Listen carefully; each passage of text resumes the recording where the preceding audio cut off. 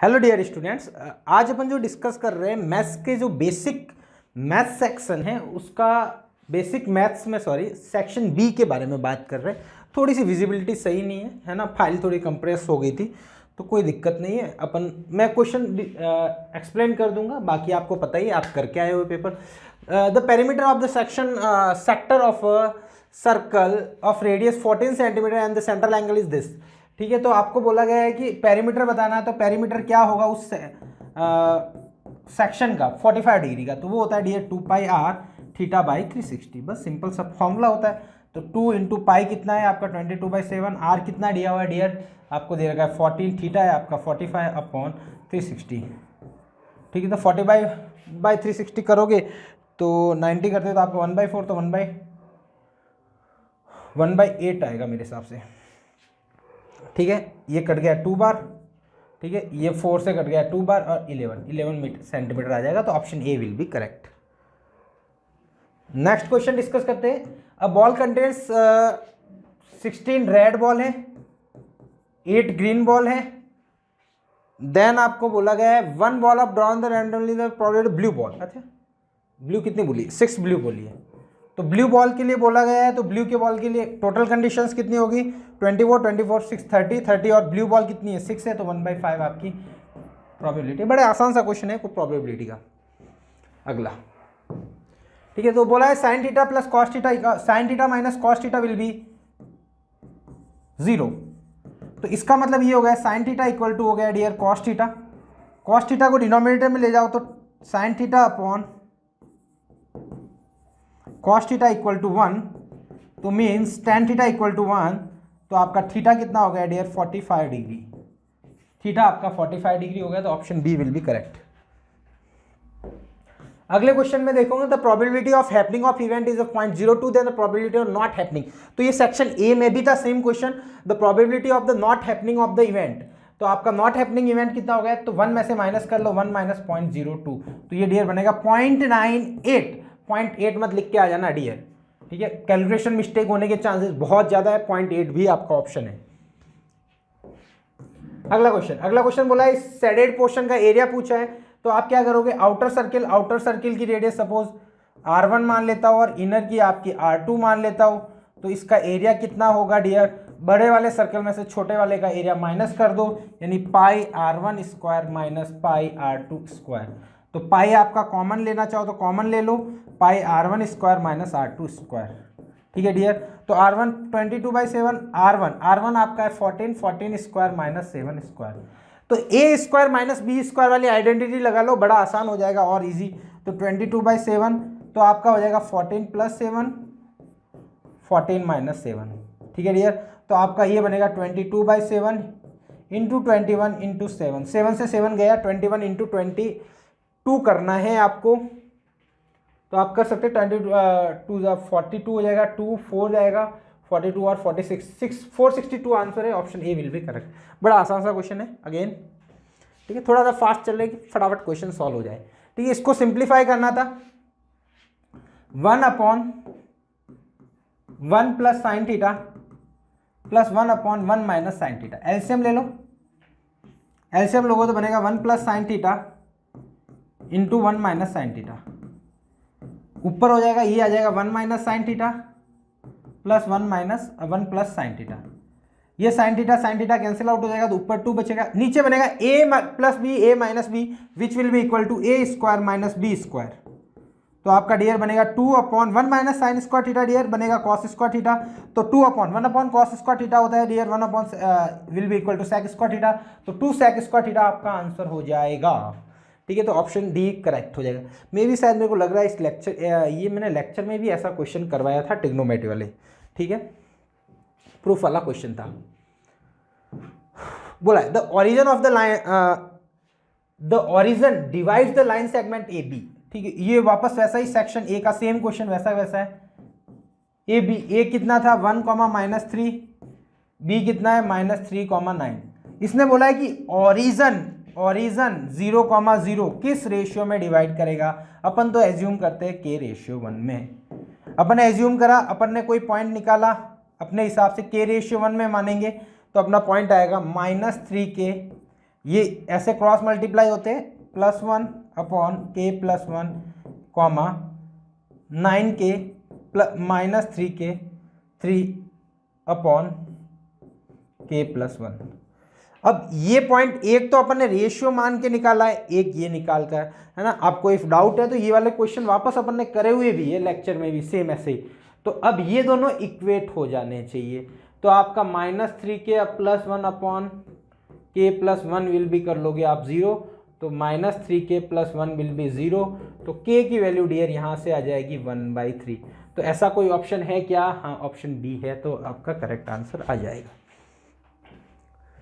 Again अगला question, the perpendicular bisector of the line segment this and this passing through the point 0,0। ठीक है, simple सा आपको इसमें थोड़ा सा डायग्राम बनाना पड़ेगा। तो डायग्राम क्या बोला? परपेंडिकुलर 8,0, 8,0, दूसरा क्या -8,0। तो डियर ये -8,0। अब इनका जो परपेंडिकुलर बाइसेक्टर है वो इनके मिड पॉइंट से पास होगा, यहाँ से पास होगा। तो परपेंडिकुलर बाइसेक्टर ऐसा टेढ़ा नहीं होता है, हमेशा परपेंडिकुलर होता है लाइन के। तो ये ऐसा होगा। तो वो पॉइंट कौन से निकल रहा है? 0,k से। तो दूसरा पॉइंट, तो इस पॉइंट के कोऑर्डिनेट क्या होते हैं? 0,0। तो k की वैल्यू क्या हो जाएगी डियर? 0 हो जाएगी। ठीक है, तो दोनों लाइन सेगमेंट को मीट कराने वाला जो परपेंडिकुलर बाइसेक्टर होगा वो 0 से पास हो जाएगा। ठीक है, again question, which statement is a correct? Two congruent figure are always similar, या करेक्ट है। ठीक है, two similar figures are always congruent, नहीं। दो सिमिलर फिगर हो तो वो कॉन्ग्रुएंट हो जरूरी नहीं है। टू रेक्टेंगल आर सिमिलर, नहीं, स्क्वायर सिमिलर होते हैं। The polygon have same number of sides are similar, नहीं, जरूरी नहीं है। ठीक है, तो आपका पहला आंसर करेक्ट हो गया। कॉन्ग्रुएंट फिगर को अपन सिमिलर भी बोल सकते हैं। बोला है the solution of this line, solution of this, देखो सिंपल सा है, यही ये दो लाइन है, इन दोनों के सॉल्यूशन क्या होंगे? तो x = -5 है, y = 6 है, इन दोनों के सॉल्यूशन ही यही होंगे, -5,6।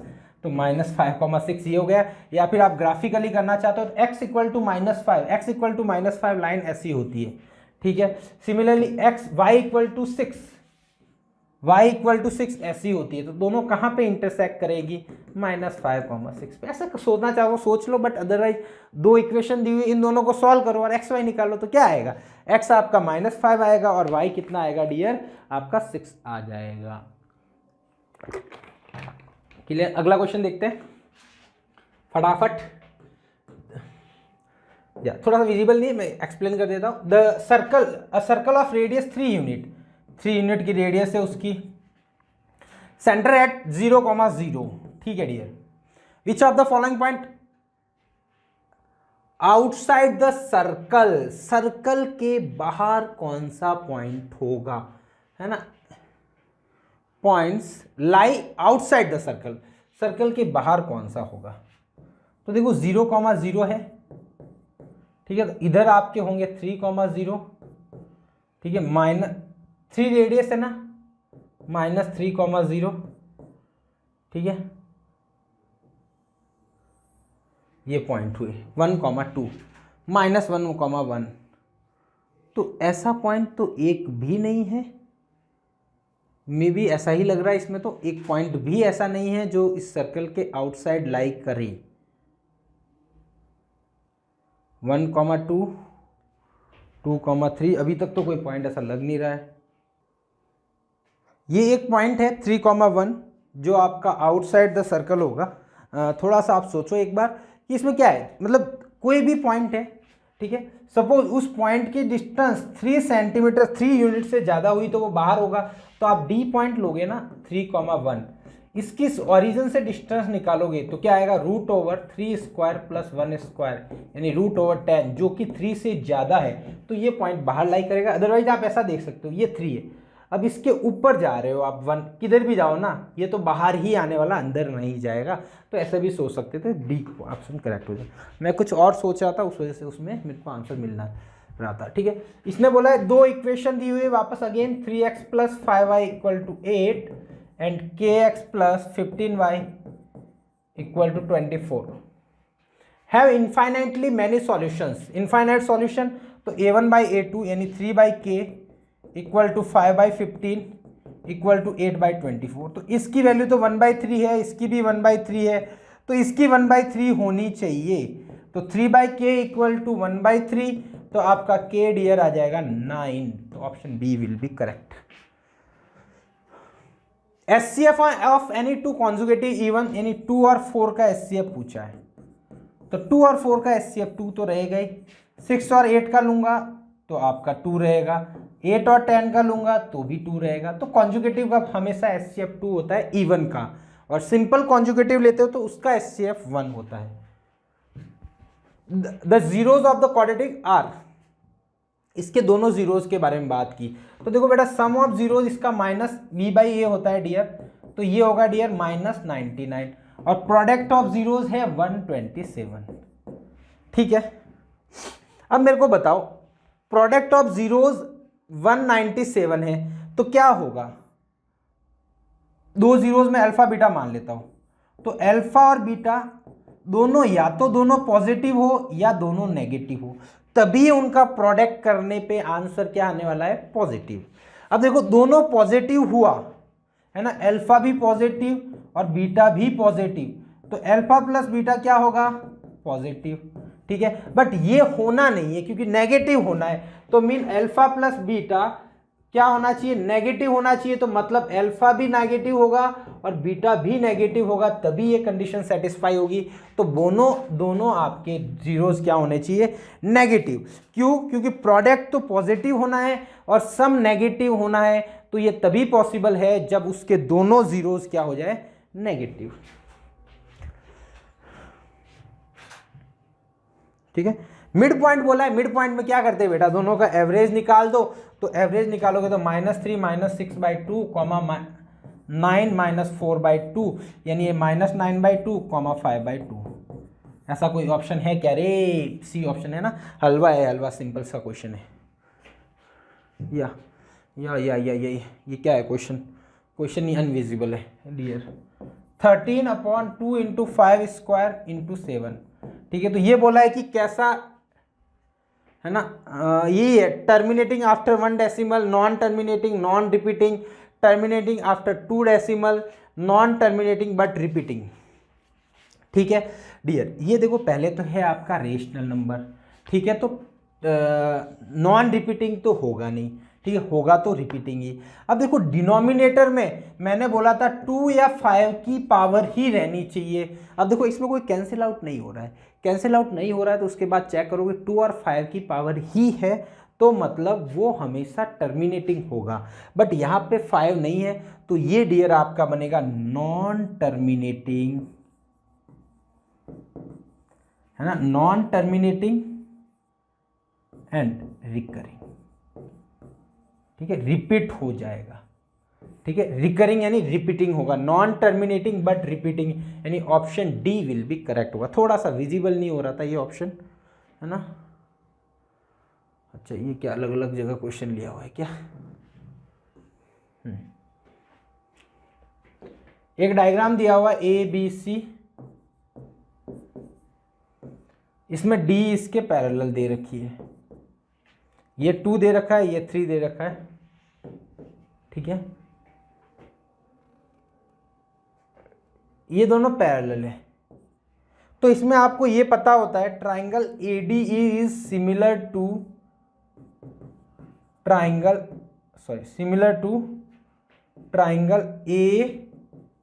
ABC, ये दोनों सिमिलर होते हैं। तो बताओ अपने को निकालना है D/BC, तो ये पता है ना अपने को AD/AB इक्वल टू D/BC।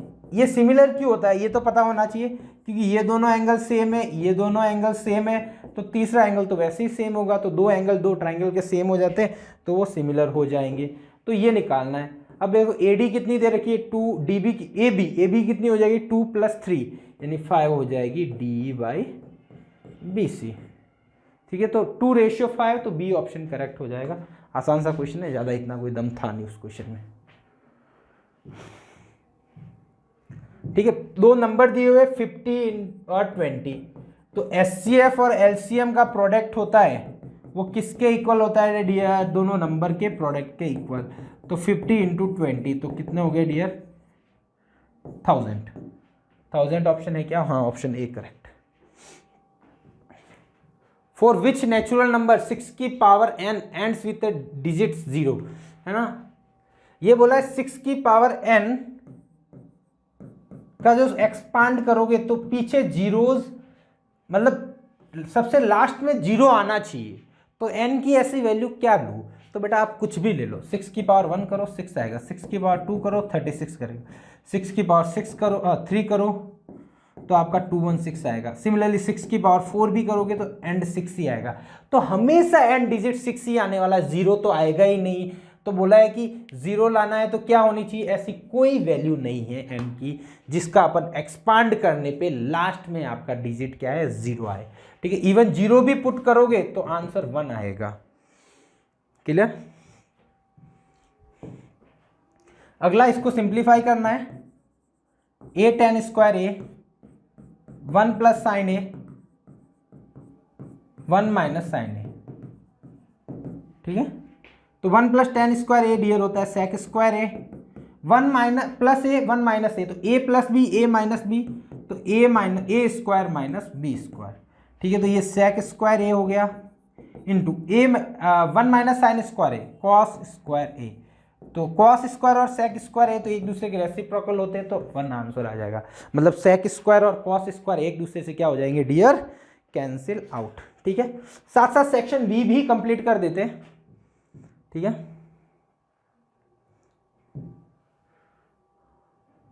चलो ये केस स्टडी के क्वेश्चन है।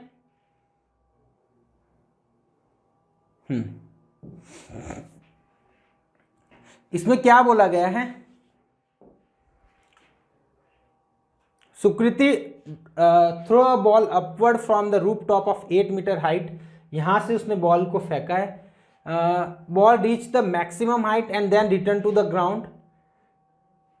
ये हाइट बोली है उसने, h इक्वल टू h, जो हाइट का जो फॉर्मूला बोला है वो ये बोला है।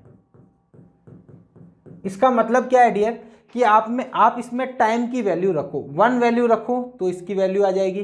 ठीक है, मतलब कहने का मतलब 1 वैल्यू रखोगे है ना, तो 1 सेकंड बाद इसकी हाइट क्या होगी वो मिल जाएगी। 2 रखोगे तो 2 सेकंड बाद, 3 रखोगे तो 3 सेकंड बाद, 4 रखोगे तो 4 सेकंड बाद। तो ये बोला है कि इसकी हाइट ये होने वाली है, मतलब डिफरेंट टाइम पे डिफरेंट जो हाइट होगी वो आपको बता रखी है इस इक्वेशन में।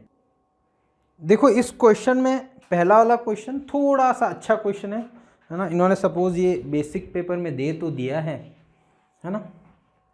चलो देखते, देखो ये जो ग्राफ होता है ना डियर, कोई भी ग्राफ पैराबोला का, जो ये वर्टेक्स होता है ना, जो इसका वर्टेक्स होता है, इसका जो एक्स कोऑर्डिनेट होता है वो होता है -b/2a, कॉमा।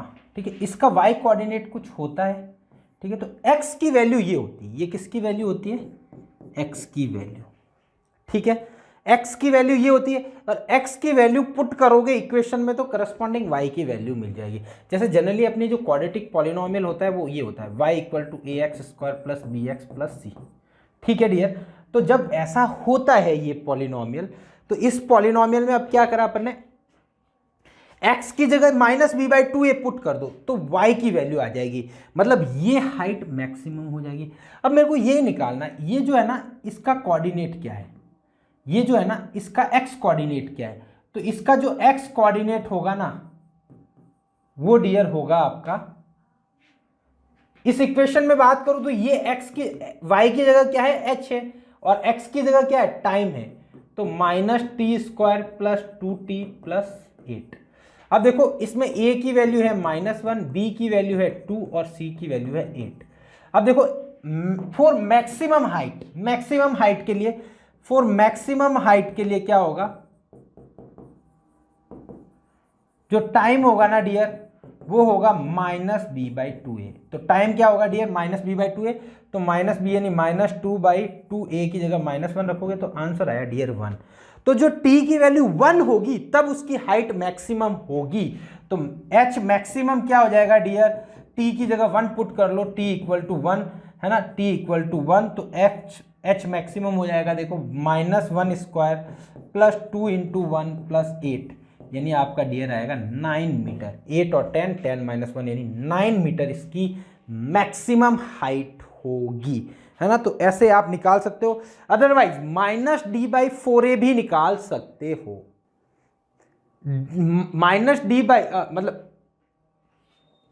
-d/4a की बात करूं, इसका मतलब ये है कि इफ सपोज आप d/4a भी निकालते हो, है ना, माइनस को तो भूल जाओ, जो एब्सोल्यूट वैल्यू होगी d/4a, कैपिटल d/4a, डिस्क्रिमिनेंट अपन पढ़ते नहीं है, अपन वो जनरली क्वाड्रेटिक इक्वेशन में पढ़ते हैं, तो मैंने नहीं बताया हुआ होगा, ठीक है। तो d/4a, तो d की वैल्यू होती है डियर b² - 4ac, है ना। तो ये वैल्यू निकालो, उसका अपॉन 4 कर लो, तो भी जो हाइट आएगी, जो एब्सोल्यूट वैल्यू लेना उस केस में, तो वो उसकी मैक्सिमम हाइट होगी। बाकी ये वाला सिंपल सा तरीका है।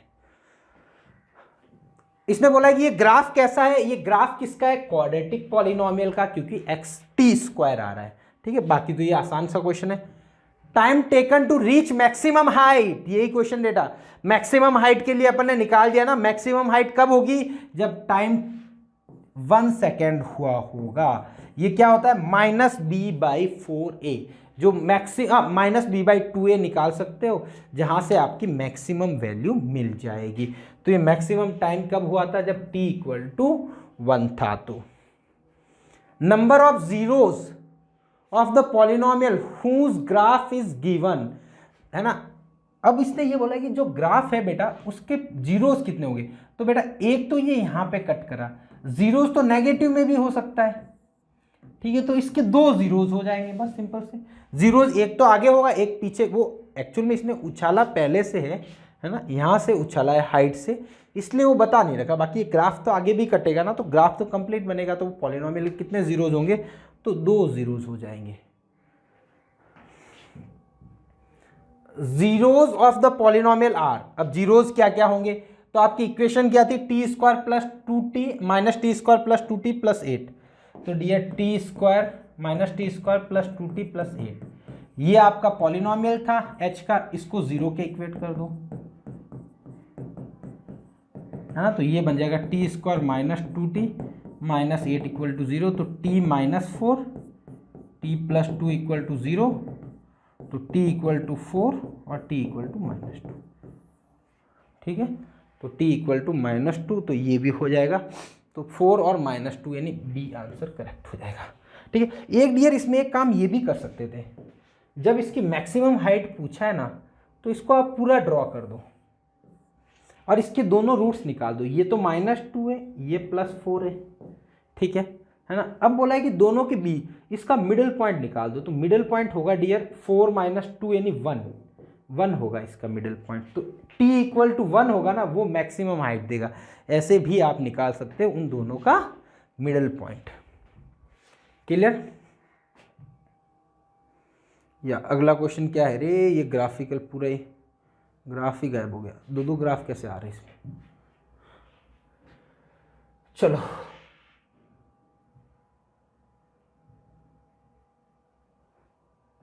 क्या बोल रहा है, various colour and design geometrical need to the shapes. अच्छी है, 2 ट्राइंगल आर हाईलाइटेड। अच्छा ABC और PQR। अच्छा एक तो ये ट्राइंगल है डियर PQR और ABC, ये 2 ट्राइंगल है, ठीक है।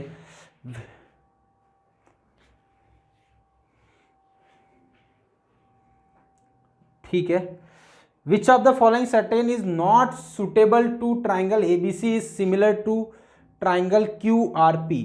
इसने बोला है ट्राइंगल ABC और सिमिलर टू ट्राइंगल QRP, इन दोनों को सिमिलर करने के लिए कौन सा क्राइटेरिया नहीं है। SAS तो हो सकता है, AAA हो सकता है, SSS हो सकता है, बट RHS कोई क्राइटेरिया नहीं है आपके सिमिलरिटी का। ये ध्यान रखना, RHS आपका कोई क्राइटेरिया नहीं होता है सिमिलरिटी का। तो आपका आंसर हो जाएगा डियर RHS।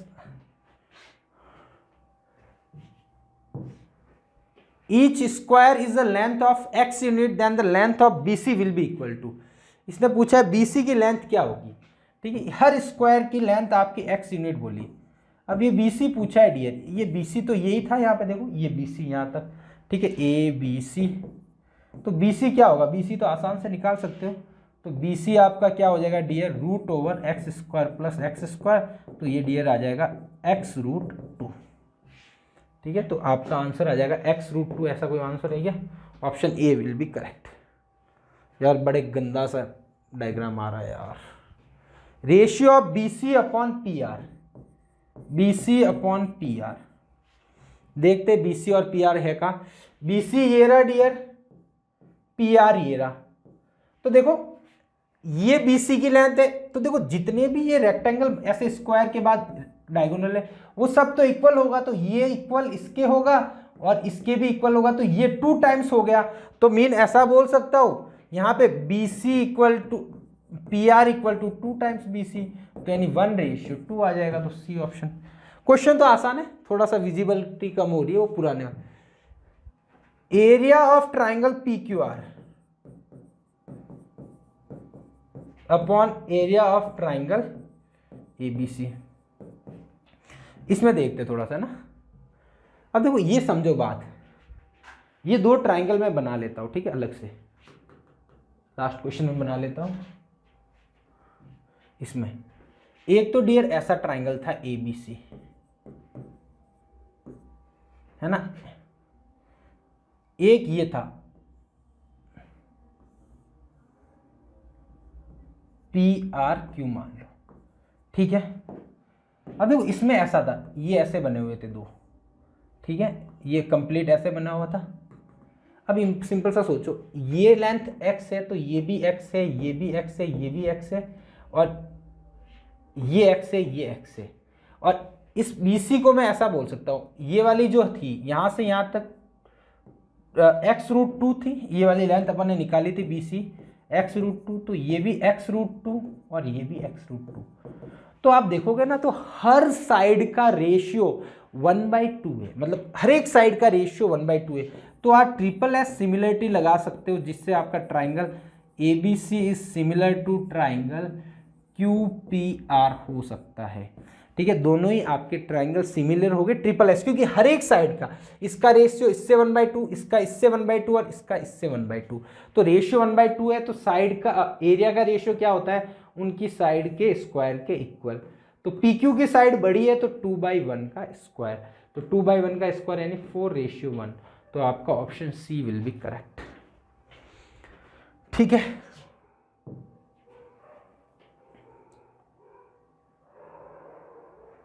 इसमें बोला है कौन कौन सा ट्राइंगल सिमिलर है यार, ये तो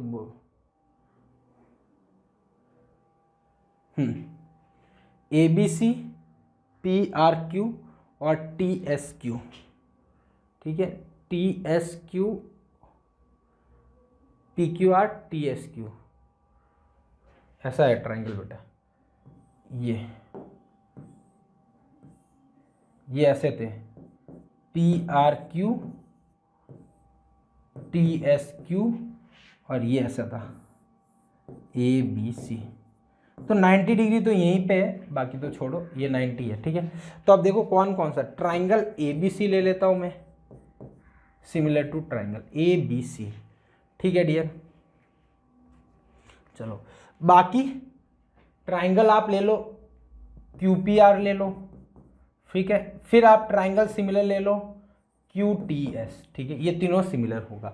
ठीक है, अब देखो P, अब देखो ये वाला गलत हो गया, ये सिंपल वैसा देखोगे ना, P और एंगल A इक्वल है क्या, नहीं, Q पे 90 है, P पे 90 नहीं, ये गलत है। बाकी आप कुछ भी ले लो, CAB। अब देखो यहाँ पे इन दोनों को इंटरचेंज भी कर दोगे ना, यहाँ ट्राइंगल Q है ना, यहाँ पे आप ट्राइंगल QRP कर दो, यहाँ पे ट्राइंगल QST कर दो, तब भी कोई फर्क नहीं पड़ रहा है इनसे पॉइंट्स की, ये डिस्टेंस भी x है, ये भी x है, तो कोई फर्क नहीं पड़ रहा है।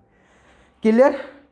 तो ये पूरा कंप्लीट पेपर था आपका बेसिक मैथ्स का, पूरा मैंने एक्सप्लेन करा है, थोड़ा सा फास्ट करा है, क्योंकि ये बच्चा वही देखेगा जिसने पेपर अटैम्प्ट करा है, क्योंकि फर्दर जो टर्म 1 का पेपर है अगले साल वापस फॉलो होगा नहीं, तो नया बच्चा वैसे भी नहीं देखेगा। तो जो बच्चा जिसने पढ़ रखा है वो भी ये सॉल्व भी करता है कोई बच्चा, तो जिसने पढ़ रखा है वो भी करेगा। और नो डाउट बहुत अच्छा पेपर है, एनटीएससी स्टेज 1 के क्वेश्चन आने लायक भी क्वेश्चन है। तो हो सकता है कोई क्वेश्चन टर्म 1 के या स्टैंडर्ड या बेसिक में से कोई भी पेपर में से उठ सकते हैं। ठीक है, तो बाकी आप स्टडी करते रहिए। अब एनटीएससी की आप प्रिपरेशन पे लग जाइए, क्योंकि वो भी आने वाला एग्जाम है जो भी आप अच्छे से प्रिपेयर कर सकते हो। ठीक है, बाकी आप स्टडी करते रहिए। Thank you so much.